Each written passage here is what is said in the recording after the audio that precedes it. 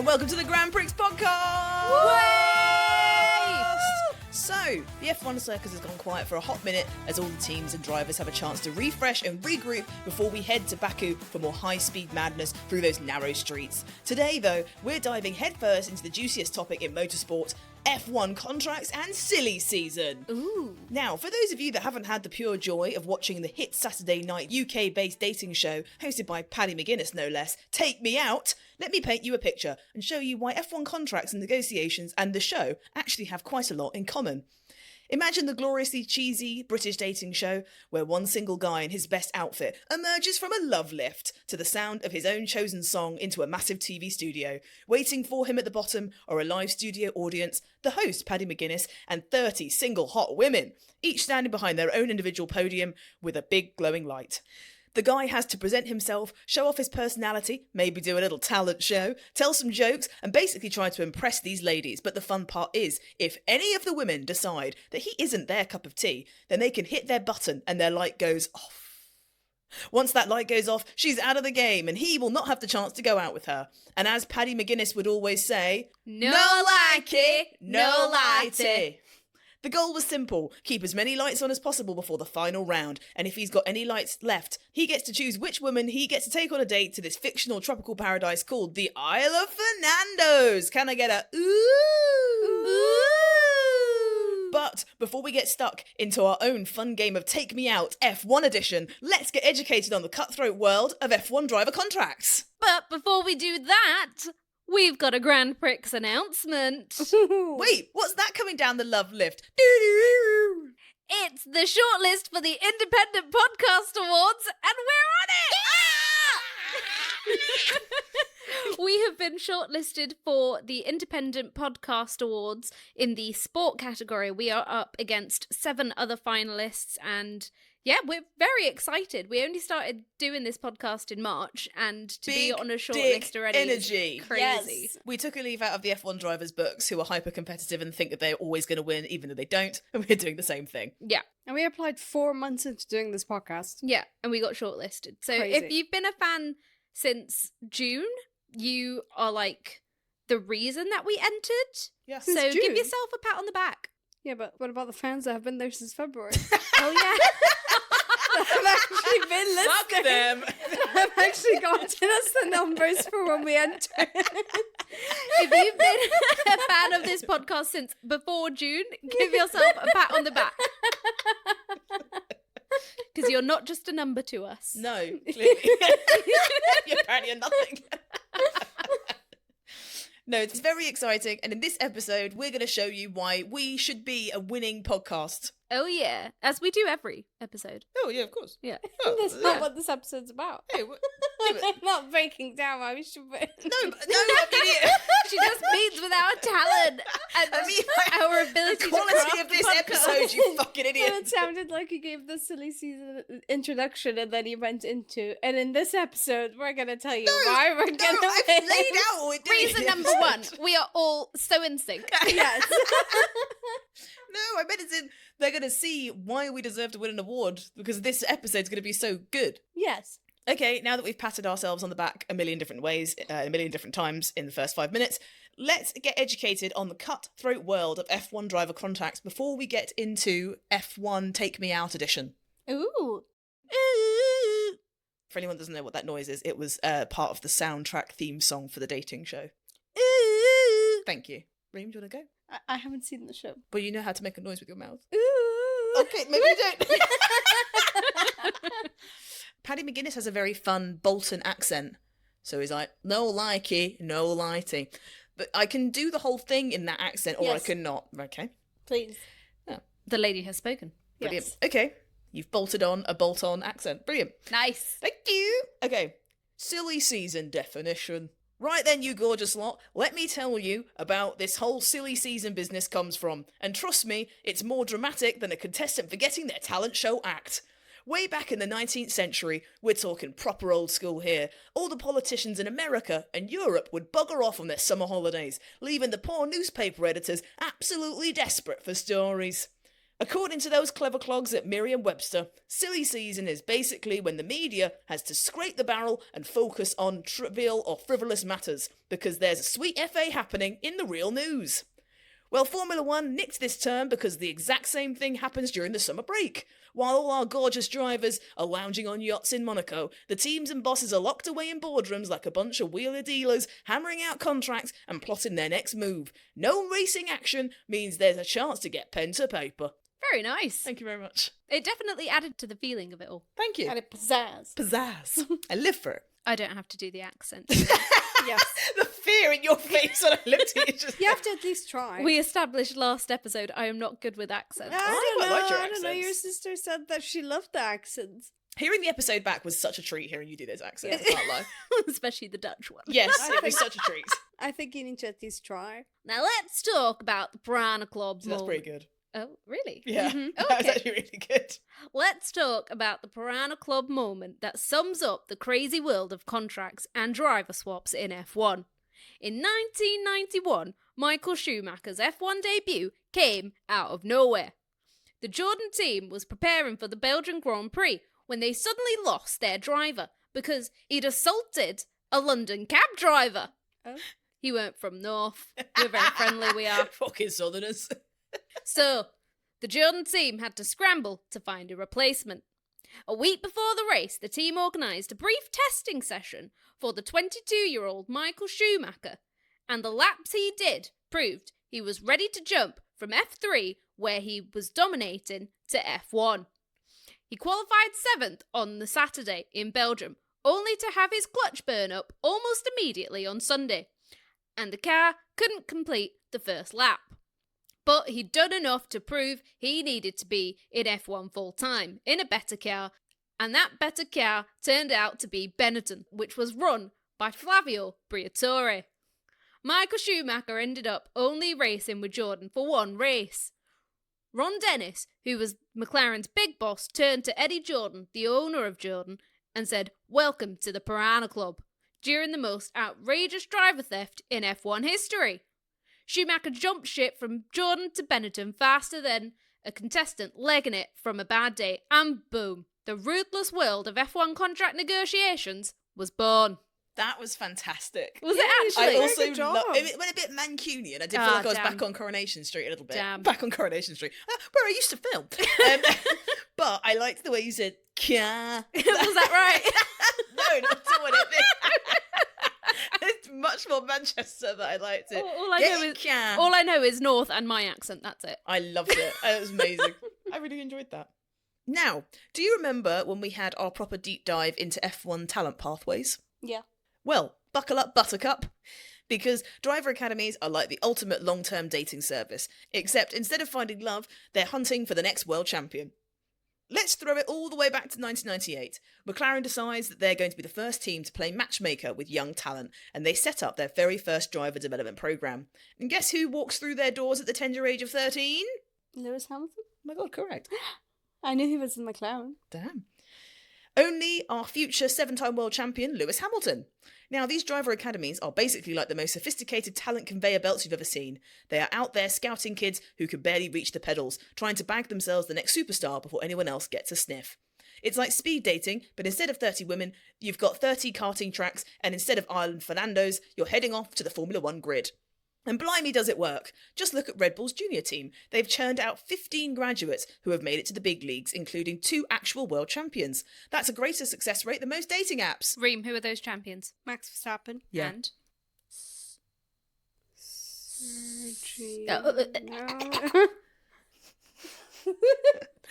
No. Sa- I didn't know you knew Parseltongue. Sebastian Vettel. Well done. Well done! Did you say I didn't know you knew Parseltongue? What? She was like, "Sa-" and it sounded a bit like when Harry Potter speaks Parseltongue. Now, when these young hotshots sign their academy contracts, they're not just getting a racing deal. Oh, no, no, no. A proper development pathway mapped out like a romantic journey. Educational support because you need brains and beauty in F1. Just look at Charles Leclerc. Yeah. He is the full package. He is. mentorship programs with seasoned pros showing them the ropes, graduate responsibility levels, basically learning how to walk before you run. But if you're not quite ready for the main event, you might land yourself a reserve or test driver contract instead. Think of this as friends with benefits, F1 style. You get limited race weekend duties, just enough to keep you keen, simulated time to practice your moves, the chance to substitute when the main driver can't perform, and development program participation to keep you in the game. It's like being stood up by a date only for someone to swoop in at the bar and take you out for dinner. No likey, no lighty, but at least you're still in the running, gorgeous. Why gorgeous? I think that our audience deserves to be called gorgeous sometimes. Okay. Oh, And you listening, you're gorgeous. yeah, that was It's going to freak me out when I listen to this back, That's you know. so creepy. Freaked me out now. Cut it out. These views do not represent the podcast. Oh, wow, you called our audience cloud. No. Just not trying to hit on our audience. Can't relate. Also, you said buttercups earlier. Are those yellow flowers? Yeah, Did you ever do the thing? put the thing under it. Yeah. But what was it for? It was like... I thought it was if it made your neck go yellow, it meant that you ate a lot of butter. It always in yellow for me. What? Fatty. Buttercups, they're little flowers and they're yellow. And people in the UK used to put them under our chins. And if they it made the skin... It would like reflect the yellow back onto your skin. And people would say that if it like glowed yellow on your neck, that it would mean different things. Damn, I'm learning a lot today. But I was always told that it meant that you ate lots of butter. Ours was always told that you'd have children or not. Oh. Yeah. So one was hatching, predicting the future family. Oh, I wonder why they were different. I have no idea. How bizarre. We only grew up like 10 minutes down the road from each other, and yet we have such different myths. I know. Girls in my school got very upset with things when they wanted children, and they were like, "Well, Buttercup spoken." I'm sure they would have been more upset if they were told they eat a lot of butter. Yeah. The ones who fair. ate too much butter would have known about it. All right. Yeah, fair. Sorry, that was crazy. So, you think the Isle of Fernando sounds good? Well, forget sun, sea, and sangria because our F1 drivers aren't just competing for any old romantic getaway.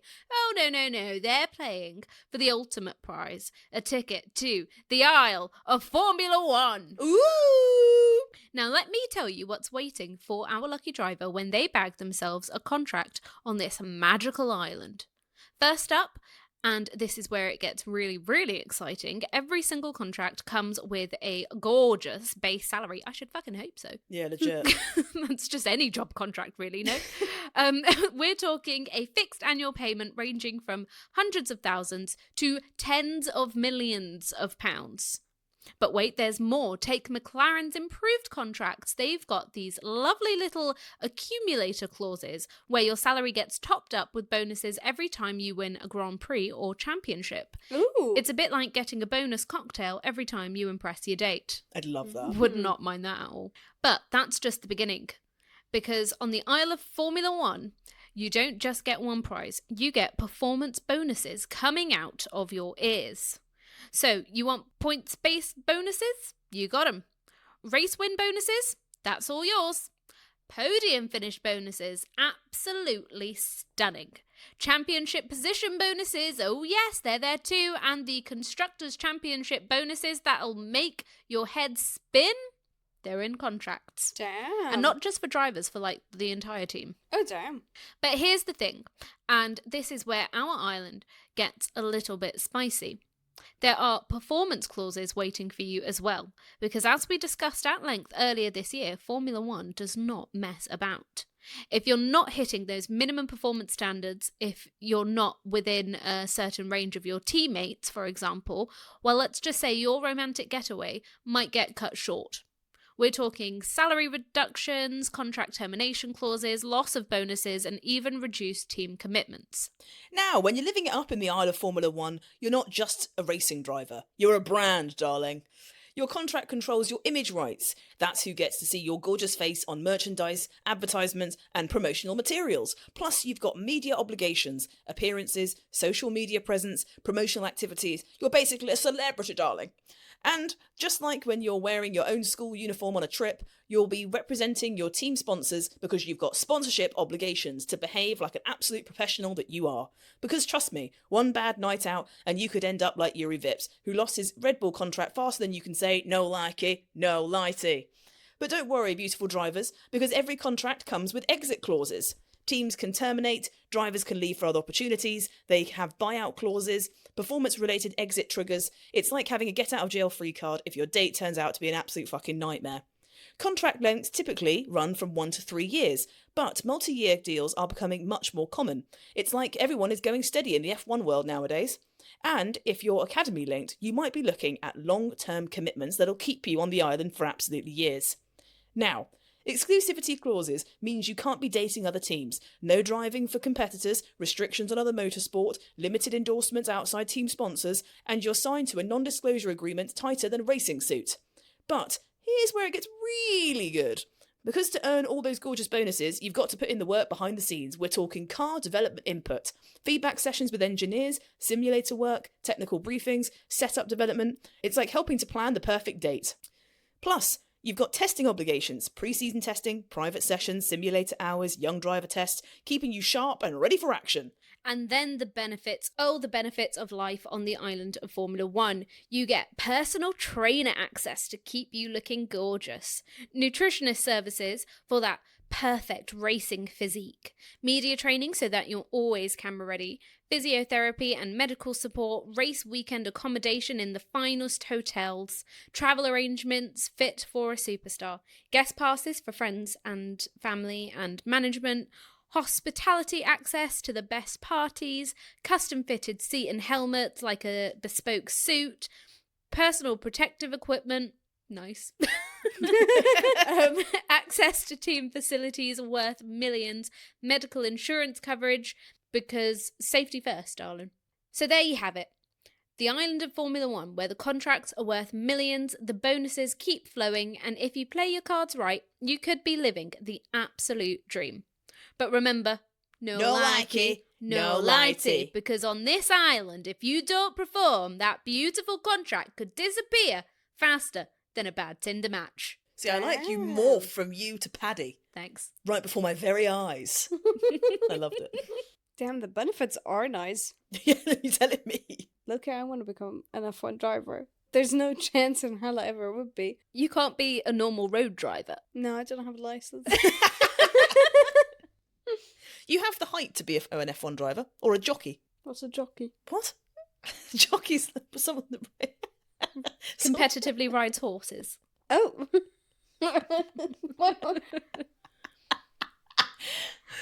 Did you not know that? No. That's really tickled me. Why? How am I supposed to know what that means? I don't know, it's just something that you know, isn't it? No? Yeah, like polo. Yeah. And just horse racing. Oh yeah, just like the Grand National or the Derby. I got it. They have like very, very strict weight limits that they have to be Really? jockeys. So the morning before they get on a horse, they could be sat in like a sauna for like 4 hours. Oh, like boxers do. Yeah. To 'Cause they have to, basically just drain any water weight out of them. Yikes. To try and get down to weight, yeah. I guess the faster the horse can go, the lighter they are. Yeah. Reem, Is. would you like me to tell you about the most dramatic love story in the history of our show? As in, sorry, it's in Take Me Out, not our Grand Prix show. I was in a relationship once. I was thinking, like, was it you falling for one of the drivers or something? No, where this is going. Pipe down, Mrs. Sites. Okay, and trust me, this one has got more twists than a plate of spaghetti. Feels like an unnecessary line in the script. I also don't appreciate that you keep looking at me for validation. So I'm pressure. Just Looking say at a someone script. for validation is the story of your life, and you're calling her out for it? Yes. I was kind of hoping you'd guess what it was going to be about because I said spaghetti, but I didn't really give you an audible prompt. Who is it going to be about? I don't know. Okay, fine.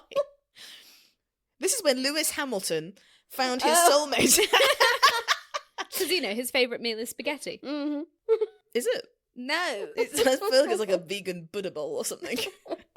Lewis had a long-term relationship with Mercedes for over a decade. Everyone thought they were absolutely made for each other, proper soulmates. But when Lewis started talking about the future, he wasn't thinking just about racing. He wanted Babies. Whoa! Oh. He wanted babies. And the babies he wanted were A long-term ambassador role extended to 2035. That's 10 years after he would have retired. Another baby he wanted was investment into his Mission 44 charitable donation.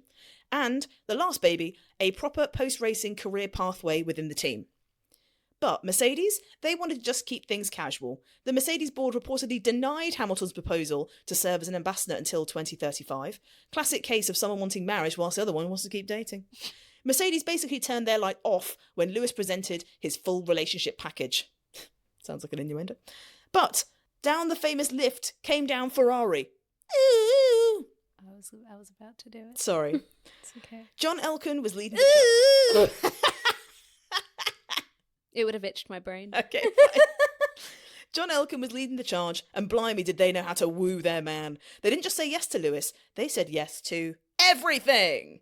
So here is what Ferrari offered that will make your head spin. A pay packet worth north of $87 million for 2025. Damn. They are not getting their money's worth. No.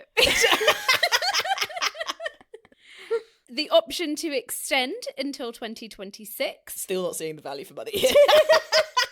A quarter of that salary going straight into funding Mission 44. That I support. Yeah. A joint investment fund via Ferrari's parent company Exor worth over $272 million.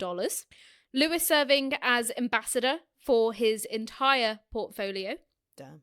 And a total deal worth a staggering $446 million that stretches far beyond just racing duties. Ferrari kept their light blazing bright and said, "We want all of you, Lewis, the racing driver, the businessman, the philanthropist, the global icon." And it shows how modern Formula One contracts aren't just about racing anymore. They're about building long-term business relationships and post-career opportunities. Yeah, they got fucked over. He's still a big name.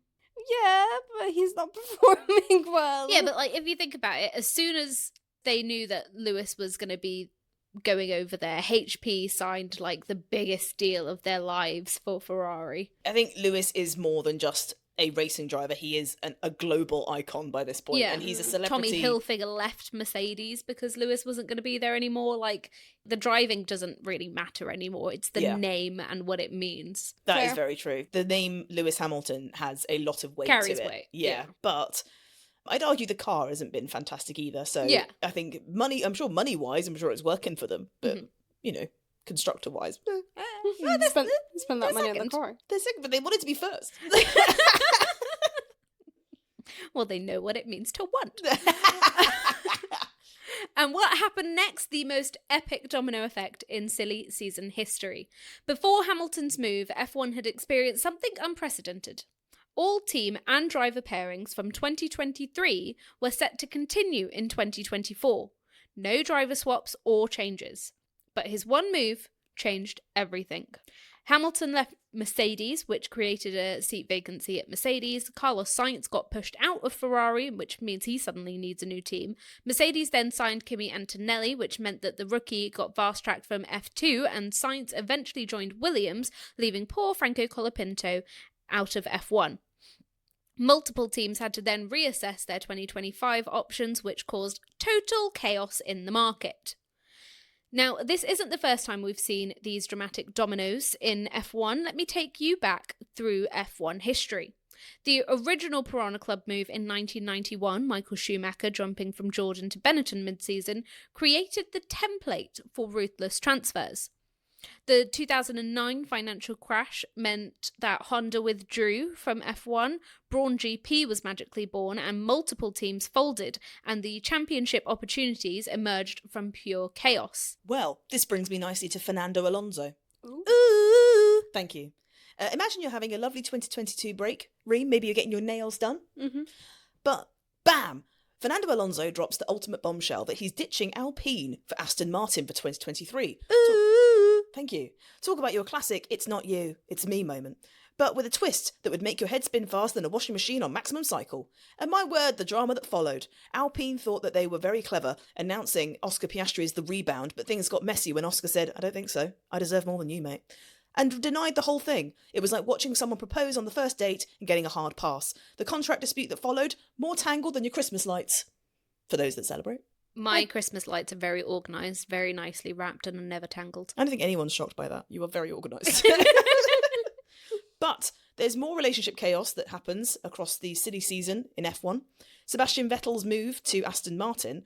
When Seb left Ferrari, it was like that one breakup that makes everyone in the friendship group reassess their own relationships, and suddenly everyone was switching partners. And finally, Carlos. Oh, Carlos. The man's moved around more times than a serial dater on Tinder. Every time he switches, it's like musical chairs, and everyone starts questioning their own life choices. And Hulkenberg. True. Hulkenberg's moved around a lot. He's hopped around more teams than a frog on a lily pad. Yeah. That was straight off the dome. So why are all of these dominoes so dramatic in F1? There's only 20 seats in F1, or 22 next year, so one move affects multiple teams.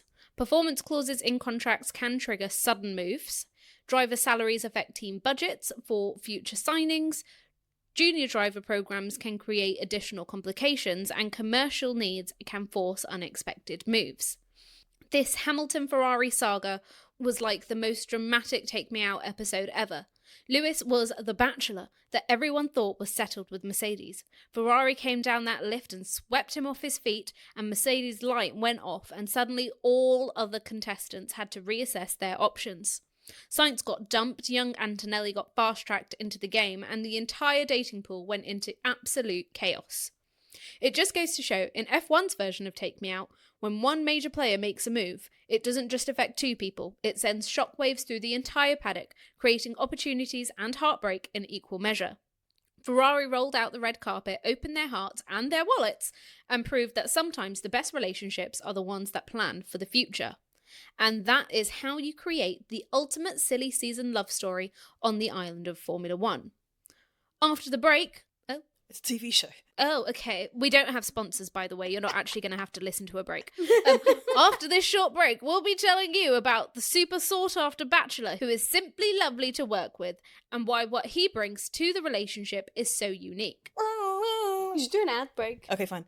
Piastrum. No!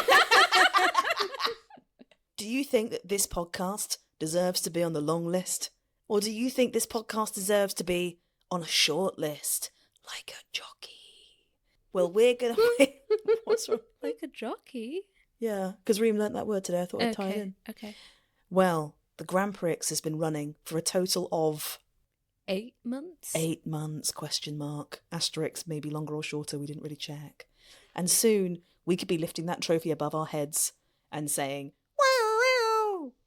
You can't vote for us, but wish us well. It's going to be so embarrassing if we don't win. Oh, yeah, should we cut this? No, we're manifesting it. Okay, fine. Welcome back, everyone. I loved it. Thank you. You're welcome. Right, strap in, get cosy, and open your ears, because I'm about to tell you the most outrageous contract history in the Isle of Formula One. This is the story of Max Verstappen, the man who literally rewrote the dating rules and became the ultimate power player. Back in 2022, Red Bull were absolutely desperate to lock down their golden boy Max. So what did they do? They roll out the most eye-watering contract offer in F1 history. 5 years, $275 million. That's an average of $55 million a year, gorgeous. But here's the kicker. I must say, I'm not enjoying all of these gorgeouses. Yeah, same. I've skipped so many I haven't said. There's so many in the script. It's a dating show. I know, but Flattery is the best form here. You keep going with it. I'm not. That's an average of $55 million a year. Gorgeous. Thank you. But here's the kicker. Because Max keeps winning championships like he's collecting Pokemon cards, brackets not including this year, his actual earnings are now up to $75 million annually, making him the highest paid driver on the entire F1 grid. Brackets, but wait. probably not this year. Oh, yeah. But wait, there's more! Because Max didn't just sign any old contract. Nope. This beautiful, brilliant man negotiated something no other driver has ever managed before. Max's contract has these famous performance exit clauses that are directly linked to his championship position. If Max dropped outside the top 3 at the summer break, that was after the Hungarian Grand Prix, he could literally walk away, cut his relationship with Red Bull short, and enjoy his single F1 bachelor life. Now, going into the 2025 summer break, our boy Max was sitting pretty in P3 by just 15 points, which means he's locked in for another year because he met his performance targets. But here's what makes this contract absolutely genius. It's not just about the championship positions. Max's deal reportedly includes clauses that could let him leave if any key figures depart from Red Bull. This man has negotiated escape routes for every possible scenario. This gives Verstappen more control than any other F1 driver has ever had in the history of the sport.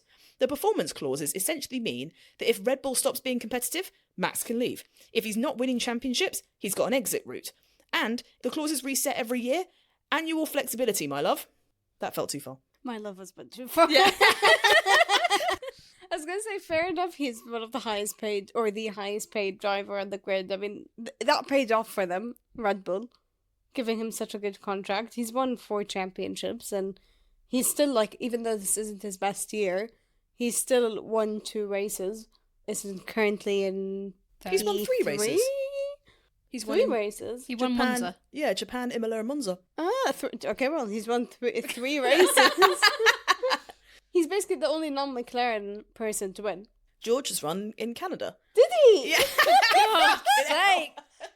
To be fair, I don't remember George's wins that much. You said that like you were like his best friend and you should I'm so proud of him. Oh my god, I must send him a text. Okay. Please advise all the things you just said. The most wins other than the McLaren drivers this season. Correct. And that's not his best season, but it's still very high performance. And he's the only reason Red Bull is sitting in P4. Yeah, because agreed. Yuki Tsunoda's not done shit. Agreed. So, yeah. I think they've recognised that the team centrally need to sit around Max Verstappen because he is bringing in the most haul of points, and even when the car's been tricky, he's able to maximise it like no other driver in that second seat. So it does make sense. And you've mentioned his dad, Jos Verstappen, having a bit of control with Max's position in the team. So it also makes sense that he has all of these break clauses in his contract because his dad was a driver and he knows the value of Max, and he would have probably negotiated all of these break clauses just so that, you know, if he's not performing well, he can then go to another team where he could perform to a higher standard, which could potentially happen in the next few years. Yeah, no, it's totally right. I think if Max was to leave, I think the team would have to have a serious rebuilding period. And also, if you remember when we were talking about Max's contracts and whether he's going to go off to Mercedes, which is still a big question mark, one of the things there was that his loyalty was a lot more to Dr. Helmut Marko than it was to Christian Horner. Yeah. So obviously Dr. Helmut Marko would have been the person that gave Max a chance in the lower sister team. And then when he got promoted, he's head of future talent and stuff. So if Helmut Marko was to leave for another team, there's rumours that Max would go with him. Yeah. So it's quite interesting. He kind of reminds me of, you know, Devil Wears Prada, where Miranda Priestley has the list. Yeah. And it's like, there's the people that go, if I go, they go. It's almost like he's doing the opposite thing. Like, they go, I go. Yeah. I think if GP was to leave for Ferrari, Max would be like, fuck, I'm going to Maranello then. Max is literally the most desired bachelor who gets to keep his light on or off based on how his date is performing. If Red Bull stops impressing him with race wins and championships, he can turn it off mid-relationship and just walk away. It's like having a get-out-of-jail-free card that activates if your partner can't keep you in the top 3 of happiness championships. Most F1 drivers are stuck in their contracts regardless of team performance, but Max, he's negotiated the ultimate power move. Yeah. Kind of stan. Fair. And this is why teams like Mercedes and Aston Martin have been throwing around offers worth up to $1 billion. They know that if Red Bull stumbles and they can't keep Max happy and winning, he's got a legal way out. He's literally the most unavailable driver in F1 history. So Max Verstappen didn't just get himself a contract, he's revolutionised the entire game. He's showing that if you're good enough, talented enough and brave enough, you can be the one calling the shots on the island of Formula 1. Most drivers hope their teams will keep their lights on, but Max, he's got the power to turn his light off whenever he wants. And that's what I call taking control of your love life. No likey, no lighty. But in Max's case, it's more like no winning, no staying. Now, let's get this show on the road. Welcome to Take Me Out F1 Edition, and welcome to Paddy's Coffee Shop. Tonight, I'll be serving up hot and frothy drivers to 10 gorgeous team principals ready to find their perfect driver match for 2026. I've got everything from a small, skinny laddie to a strong cappuccino. It's time to grind some beans. Bring on the principals! We've got Toto from Mercedes. He's looking for someone who can handle the pressure and maybe replace that Hamilton-shaped hole in his heart. Next up is Fred from Ferrari. He wants passion, speed, and someone who can restore his faith in the most romantic colour there is, Ferrari Red. We've got Laurent from Red Bull. He's after a young hotshot who can handle Dr. Marco's tough love. And Andrea from McLaren, looking for someone smooth, consistent, and ready to show they can rock up in the paddock in papaya like a total power couple. Andy from Aston Martin, he's building a dream life for him and one lucky person, who he hopes will make the rest of the F1 dating scene green with envy. James from Williams, he needs a diamond in the rough who is willing to communicate and build a future they can win together in. Io from Haas wants an experienced driver who knows his way around a cockpit and is the key to his Pirelli-shaped heart. Flavio from Alpine is searching for someone who's fast, makes strong points, and doesn't crash out at the first sign of trouble. Jonathan from Sauber, he's recently ended a long-term relationship and is ready to open his heart up to someone he can build a new life with. We've got Alan from Racing Bulls. He's been in the love game a long time and is offering all his support to the right person all the way to the top. And finally, we've got our brand new team principal from the Cadillac entry, Graham. He's new onto the scene and primed and ready to put in the work to make a relationship blossom. Studio audience, give your team principals a round of applause! Woo! Now, before we bring on our first hopeful driver, let me explain the rules to people like Reem who have no fucking clue what the fuck I'm doing. Yep.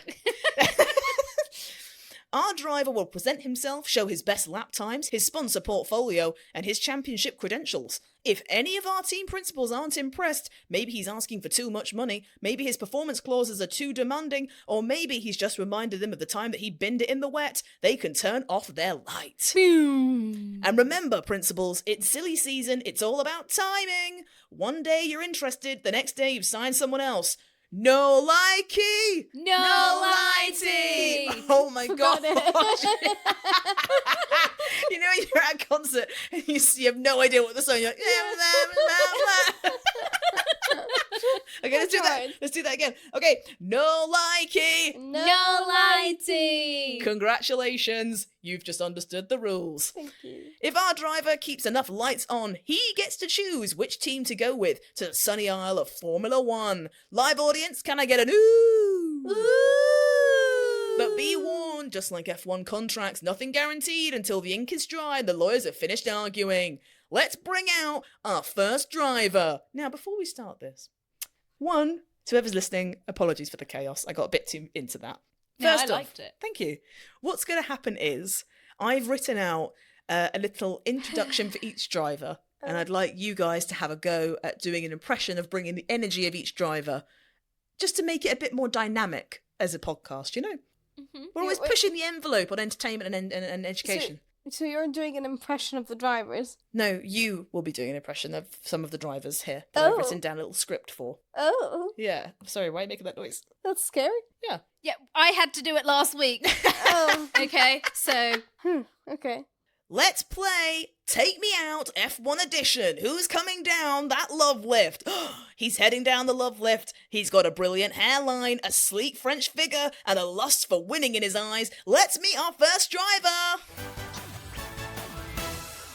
Bonjour, my name is Pierre Gasly. I'm 29. My nickname is the Flying Frenchman, and I'm all about second chances.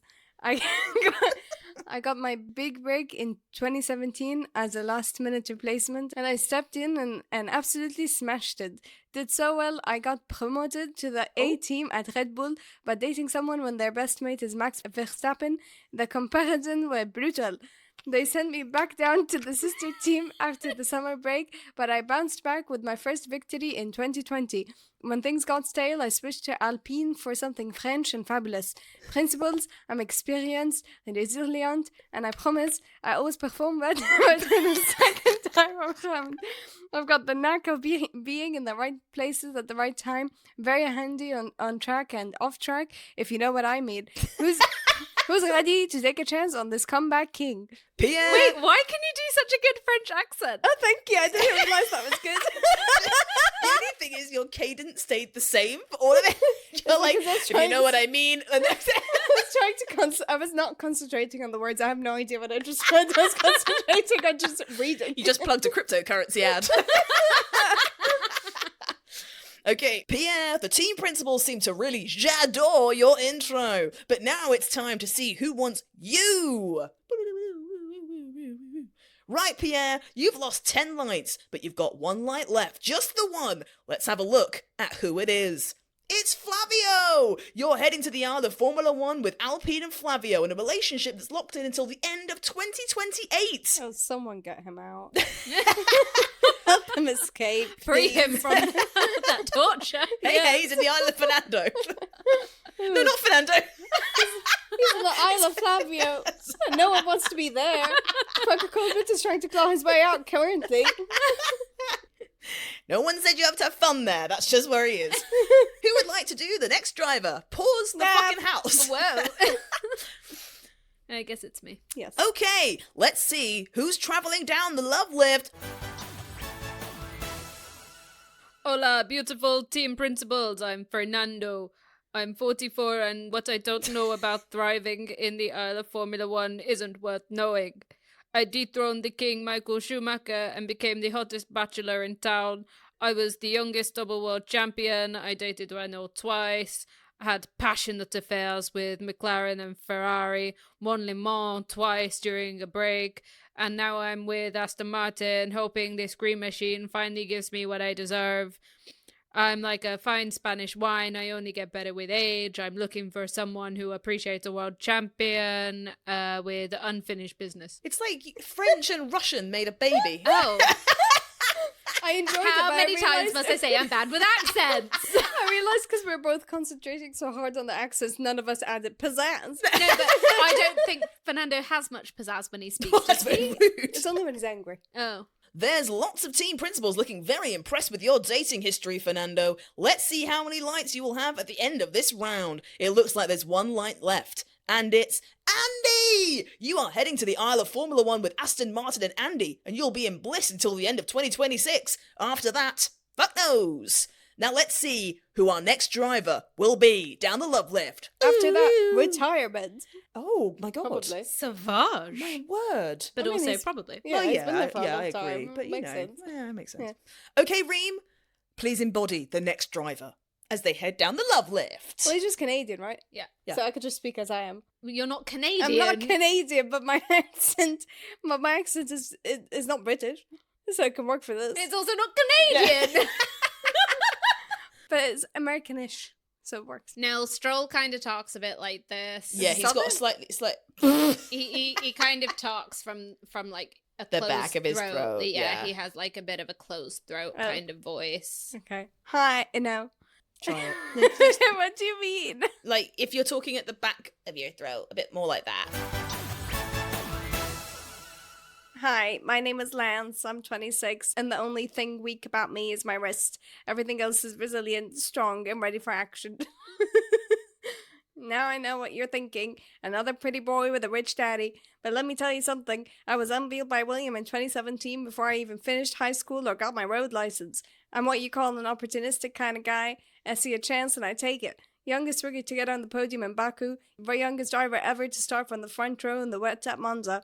And trust me, ladies, I love the rain. While other guys are slipping and sliding, I'm the one who stays in control. Yeah, my dad Lawrence bought the team, but that just means I know how to treat a lady right. Champagne lifestyle comes naturally, but it tastes even sweeter when you've earned it on the podium. I score points, I race hard, and I'm here for a long haul. He's bullshitted.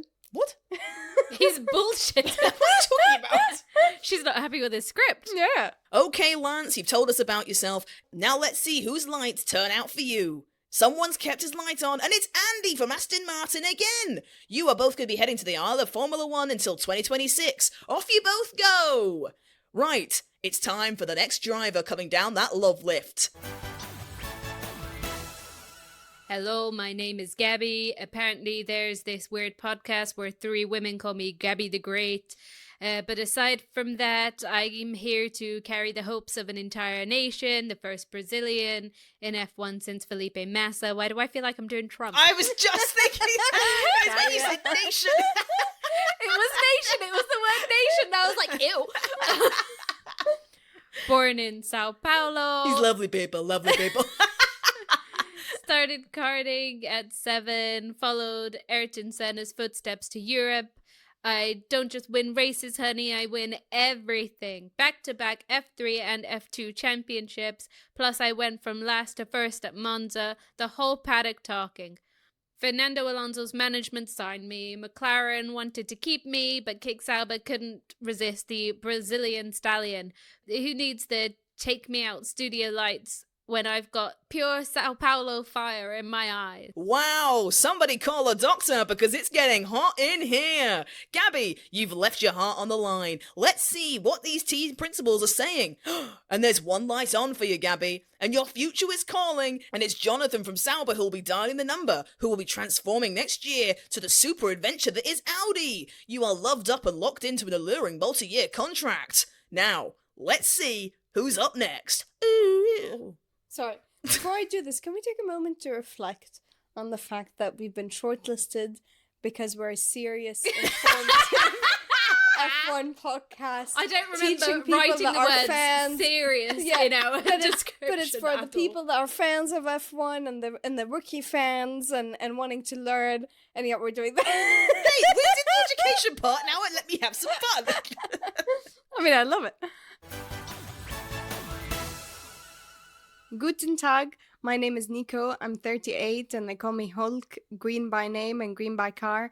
I've got incredible stamina, been racing since 2010 for 8 different teams. I once held the record for most starts without a podium, but I laughed it off and proved the haters wrong this year when I took 3rd place in Silverstone. I'm a down-to-earth guy who's always willing to put in the work with my gorgeous blonde locks. If you want a superhero with the staying power to go to the distance, I can flex my muscles and get the job done. Wow, no pizzazz whatsoever. What a superhero-tastic introduction, Nico. Let's see if there are any lights left on that take your fancy. We have one light on. It's Jonathan from Sauber, soon to be Audi. Jonathan clearly wants to see if you two can have a Hulk smashing time together in a multi-year relationship. Enjoy the island of Formula One. Let's see who's up next. Hello, my name is Valtteri. I am 36 years old. I'm from Finland. So I'm hot as fire and cool as ice. My story is as impressive as my toned cheeks. I started at Williams in 2013, became part of the family, then got promoted to Mercedes to begin a bromance with Lewis Hamilton. I've won races, scored points, bagged pole positions, stood on countless podiums, and am looking for a new adventure after leaving the spotlight of the Isle of Formula One to be a reserve driver once my relationship with Kick Sauber had ended. So who's after some Nordic charm and race-winning experience? Well, the Finnish cycle-loving F1 driver is sure to get the wheels of these team principals turning. Valtteri, you've got a very extensive amount of knowledge and experience to offer one lucky team principal. Let's see those lights. Okay, there are lots of debates and unsure hands on buzzers, but there is one that's on. It's Graham from Cadillac! A new experience, a new adventure. We'll see you two heading to the Isle of Formula One. Now, let's hear that love lift head down again. Hola, I'm Sergio, I'm 35 and I'm a natural-born protector, hence my nickname, the Minister of Defense. I've had romantic relationships with Sauber, McLaren, Force India and Racing Point, but my biggest moment came in Sakir 2020 when I took my first victory. That win landed me at my most complex and tricky relationship with Red Bull, where I've been Max Verstappen's wingman for 3 championship campaigns and added 5 more victories to my tally. I'm looking for someone who will only have eyes for me, not for my wingman charm. I've been known to be good at pacing my tires, so I can really go all race, if you know what I mean. You ruined 2 lines that have said, if you know what I mean. Aye, aye, aye! Sergio, you're making our audience blush with your flirty charm. Okay, Sergio, you seem like you know what you're looking for. Let's see who's interested in spicing up their life with your Mexican charisma. And we've got one light. It's Graham from Cadillac. What a wonderful pairing. We are excited to see how you two get on in the aisle of Formula One. Now, what's that I can hear? It's Monegasque Charm coming down the love lift. Ooh, ooh. Okay, so, because Nav can't do the accent, Reem's gonna read out the next driver. Bonjour, my name is Charles, I'm 28 and I'm looking for a relationship as sweet as my gelato brand, as smooth as my skin and as wise as the words of wisdom I live by. I arrived in F1 on a tidal wave of expectation after winning GP3 and Formula 2 back-to-back. At Ferrari, I immediately stirred things up, even my teammate Sebastian Vettel couldn't handle the heat. I've won my home race in Monaco in 2024 and I've won in Monza twice. That's just how I roll, baby. Oh my god. That's just how I roll, baby. Nope, I changed the accent. That's just how I roll, baby. In 2022, I was the only driver who could consistently challenge Max Verstappen for the title with 3 wins and 9 pole positions. I raced with a very personal mission, honoring my late father and my mentor, Jules Bianchi. But tonight, I'm on a different kind of mission, finding someone who can handle life in the fast lane of Monaco and appreciate that beneath this racing fire beats the heart of a true romantic. I've conquered Monza and made the Tifosi scream my name, but I want to make you scream it too. Oh. Ooh la la! Charles is racy by career and racy by nature, I see. Okay, this is a very dreamy contestant, and I think I can see, yep, most of the team principals are in fact dribbling. But it's time to wipe your mouths and get those buttons ready. Who wants to have Charles on their arm for 2026? It's a confident light on for Freddy the Frog from Ferrari. Charles, you are embarking on a partnership that will continue for several seasons. Sounds like they're still checking on the exact fucking date. Congratulations and enjoy the words of wisdom you'll hear on the way. I don't know about you, but I think I can hear royalty in the room. Let's do it! Hi, my name is Lewis. I'm 20... Oh. He You fucking wish. wishes. I'm 40. I've risen to the top of F1 my way, but I want to rise to the top of your heart too. I'm the 7-time world champion. Let's make this the greatest love story in motorsport history. I burst into the F1 scene in 2007 with one of the greatest rookie performances in history, and I literally haven't stopped rising since. I've surpassed my hero, Ayrton Senna, for most pole positions, taken the legendary Michael Schumacher for most wins, and matched his 7 world championships. Am I the GOAT? That's for you to decide, but I'm definitely in the conversation. I don't conform to stereotypes of how a racing driver should think, dress, or behave. I'm relentless on track, but off track, I dress well, cover magazines, make music, eat vegan, slay at the Met Gala, partner with iconic brands, and look slick while I'm doing it. When my visor goes down, it's hammer time. Want to find out what happens when it comes off? Okay, we've clearly got royalty in the building. Sir Lewis has given his royal speech. Let's see who can bag themselves a championship-winning king tonight. Let's see those lights. We're not really sure why Toto's crying, but there is one light on, and it's Fred from Ferrari. You're off to the Isle of Formula One, and the rumours are that Fred wants you there till 2027. Now, let's see who's up next. Hello. No, I'm joking. Do it. Hello, Governor. Hello, Governor. I'm Ollie. I'm 20 years old, and I scored points at my F1 debut. Want to see what I can score tonight? She's doing Oliver Twist, so it's a type of Oliver. It all started as Ferrari's reserve driver when I got the call that every young racer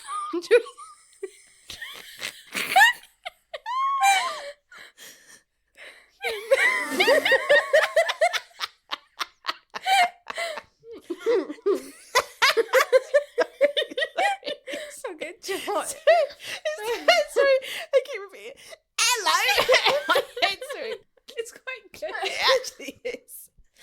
It all started as Ferrari's reserve driver when I got the call that every young racer dreams of. Carlos Sainz was ill and not up for the job for the Saudi Arabia Grand Prix in 2024, and they needed me to step up. I'm the sort of guy that takes things head on, and I and I even scored 6 points and finished 7th in my very first race. Not bad for a young lad from England, right? From that mesmerising performance, I earned a full-time F1 seat with Haas for 2025, plus I got another early debut in Azerbaijan when Kevin Magnussen was banned. Banned. We say banned. When it was banned. So you could say I'm the man that always delivers, even if your boyfriend doesn't. Holy, Moving on. holy guacamole! He's. Oh no, I've gone Geordie. Oh my god, your accent's made me reset my.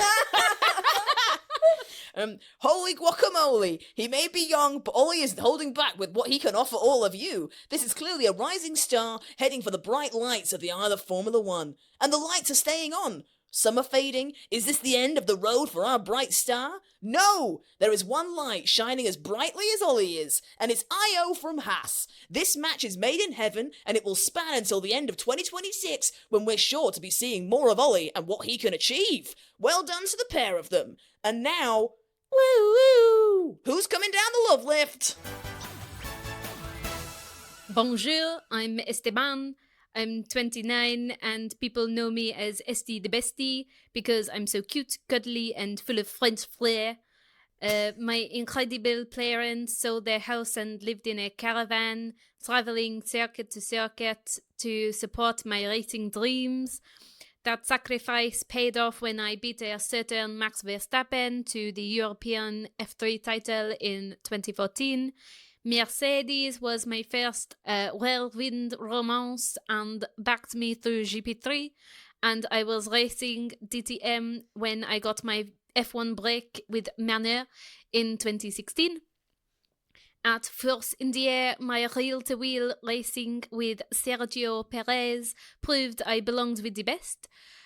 But then politics kicked in. I lost my place on the Isle of Formula One when Lance Stroll's dad bought the team. Brutal, right? But I did not give up. I spent a year at Mercedes reserve driver boyfriend and stayed ready when Renault called me in 2020. I was prepared.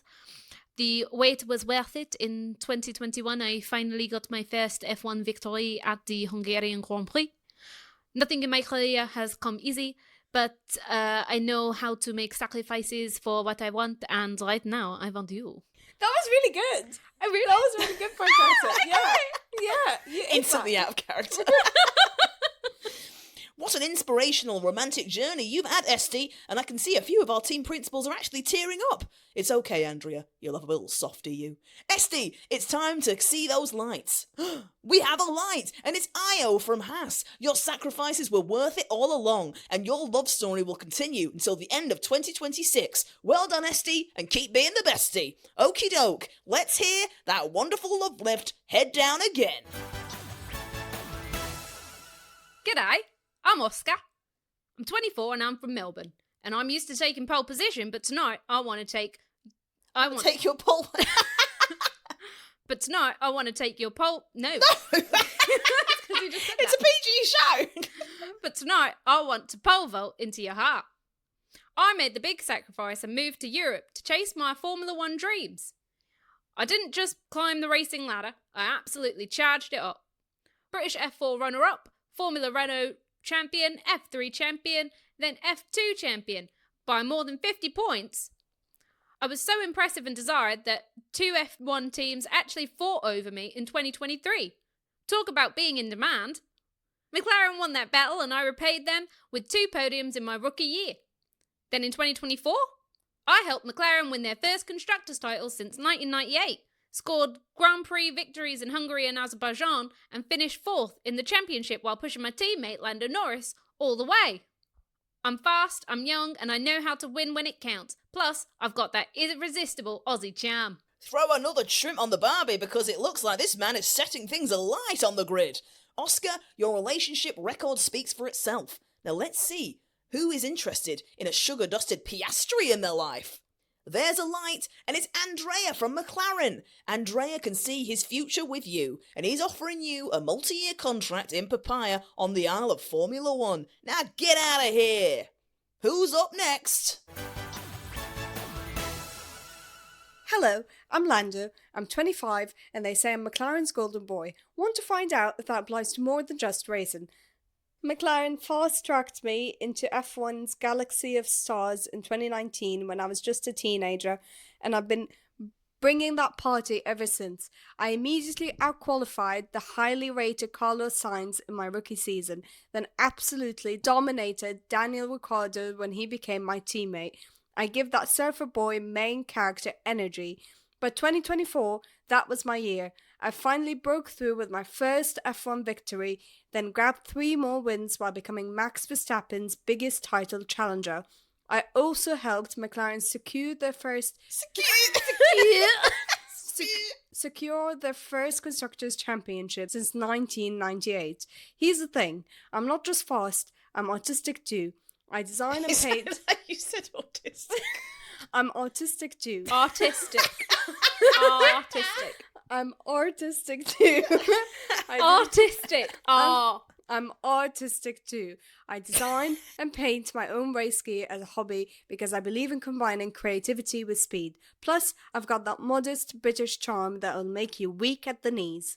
Well, that wasn't painful to listen to at all. He's cute, fast and artistic. That's a triple threat. This young driver really is. Lando, you've given all these team principals a reason to keep their lights on. Let's see who is really interested in the real you. We've got one light left. It's Andrea from McLaren. You two are cruising into the distance of the sunset on the Isle of Formula One for a mysterious multi-year romance. How spicy! Can I get a ooh? Ooh. And next up we have... What's that noise? Oh my god! Max Verstappen. We've got F1 powerhouse coming our way! Max Verstappen. He's coming down the lift! He's the one! Max Verstappen. He's the only! It's Super Max Verstappen! Sorry, I got too excited, kept singing. Hi, I'm Max. I'm 27 and I'm Max by name and Max by everything I do. I guarantee our chemistry will be faster than my pole position laps. I became F1's youngest ever competitor at just 17 and the youngest race winner at 18 years and 228 days. Why? Because I don't wait around for opportunities, I grab them. My debut at Red Bull victory in Barcelona 2016 was just an appetizer. Sure, my no-holds-barred attitude has landed me in hot water, but the fire is what makes me a full-time world champion. I had an epic final round showdown with Lewis Hamilton in 2021 for my first title, and then absolutely dominated with back-to-back championships.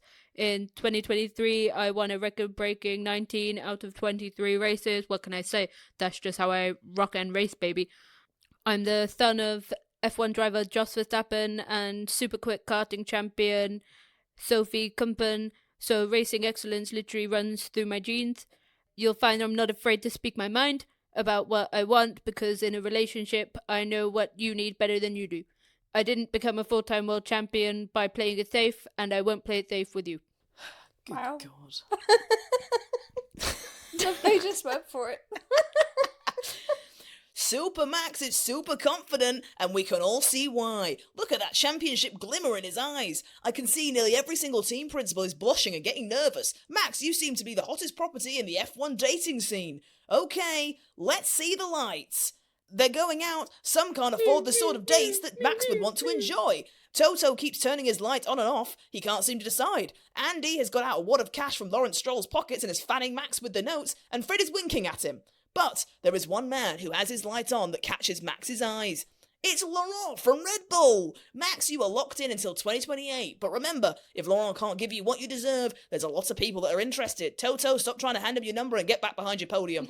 Okay, after that drama, let's see our next hot driver. Hi, I'm Alex, I'm 29, and I've mastered the art of the comeback. Want to see what other moves I've got? I've had quite the journey. I was pipped to the 2016 GP3 title by Charles Leclerc, then took the 2018 F2 championship fight right down to the wire.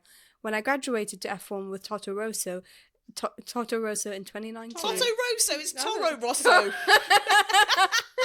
With Toro Rosso in 2019, I did my talking on track and earned a mid-season promotion to Red Bull Racing.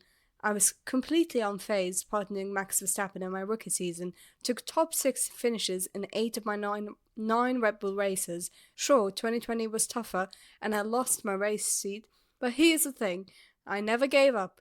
I stayed as a test driver, kept myself race ready, and earned my second chance with Williams in 2022.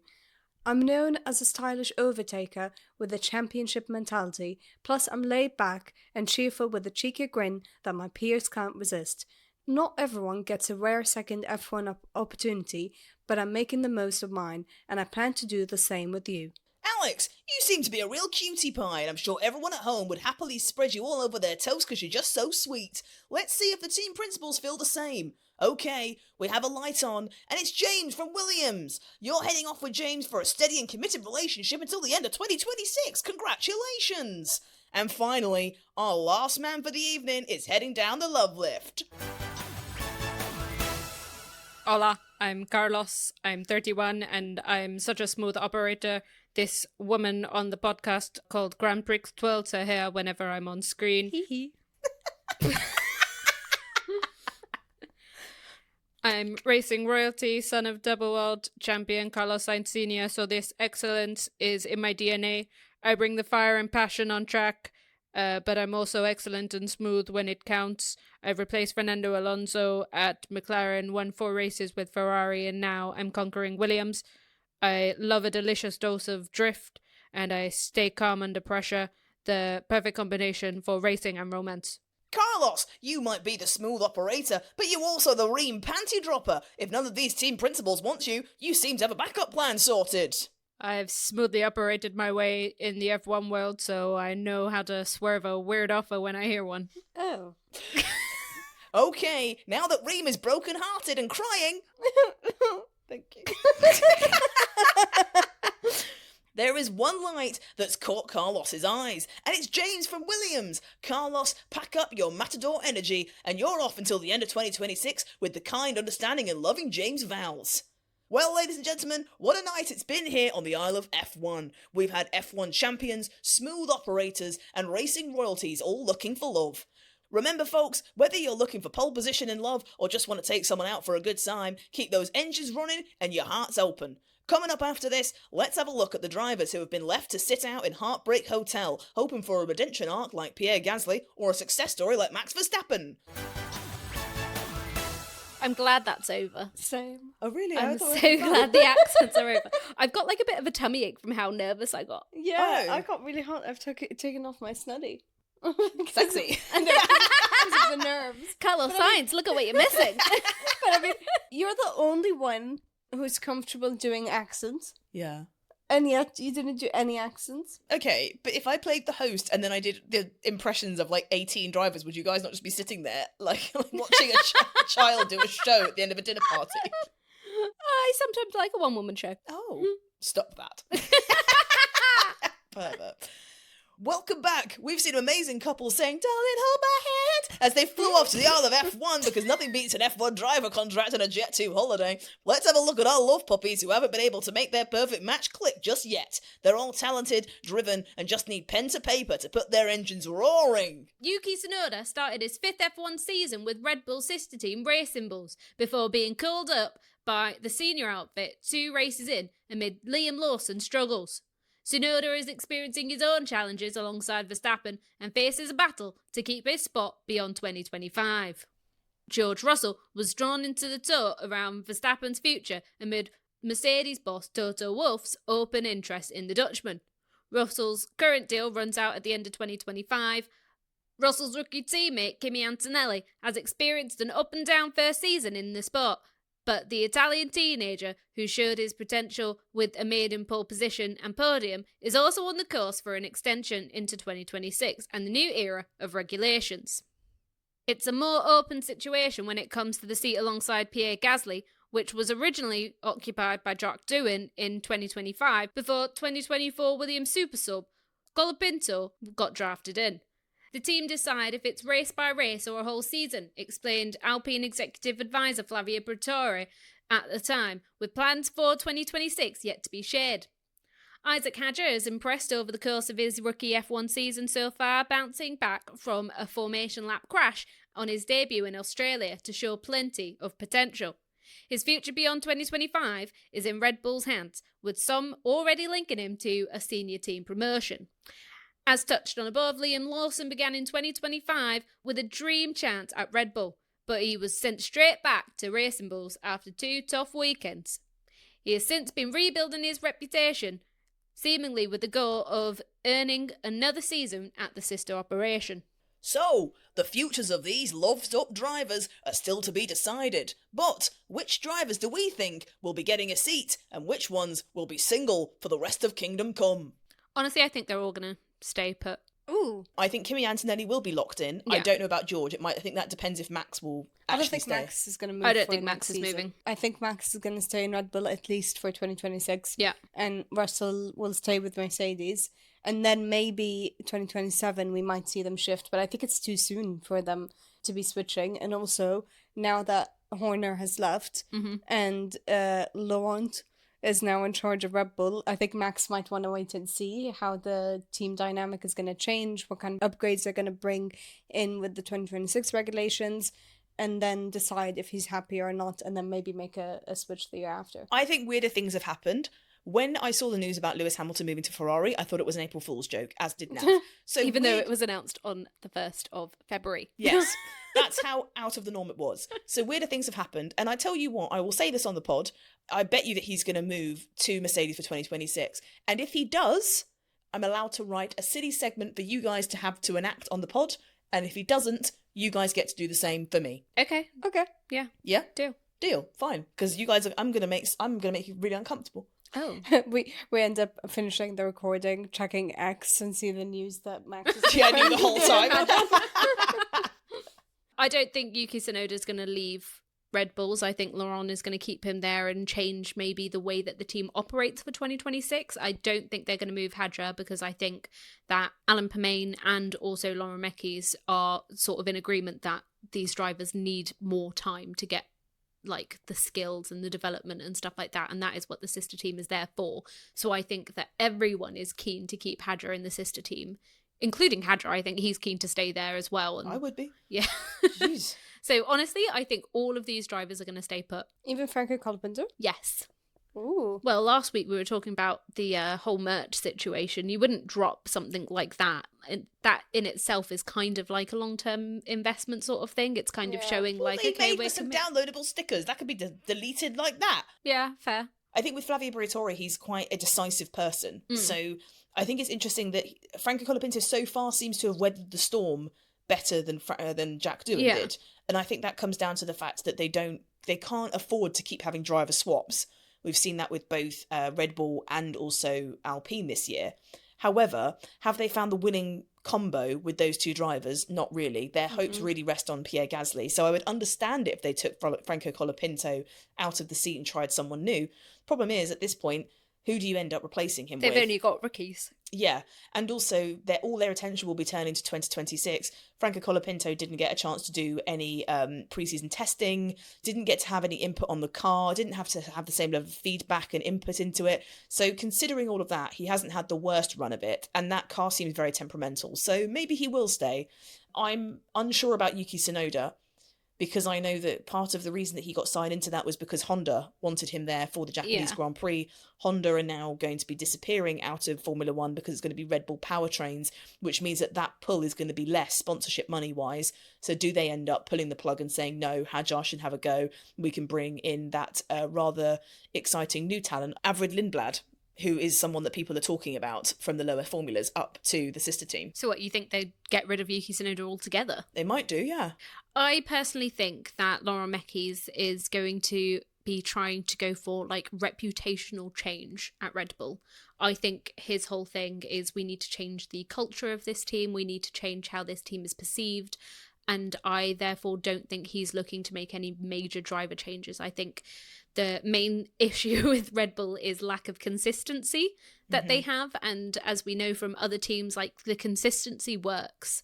Yeah. So I think that he'll keep the drivers the same, personally. If Max Verstappen goes to Mercedes, which I still don't think will happen, but if he does go, and you were talking about domino effect before, then that leaves a seat in Red Bull. I feel like they might try and push Isaac Hadjar to go into Red Bull, and then that would leave an open seat in Racing Bulls. But also George Russell, he's a very experienced driver. He wouldn't go to Racing Bulls. So where would he end up? Alpine. Oh, so then that leaves out Colapinto. Yeah. But that would be such a downgrade for Russell to go from Mercedes to Alpine. Yeah. Ooh. Beggars can't be choosers. That's the problem, And you though. don't think it would be Kimi Antonelli?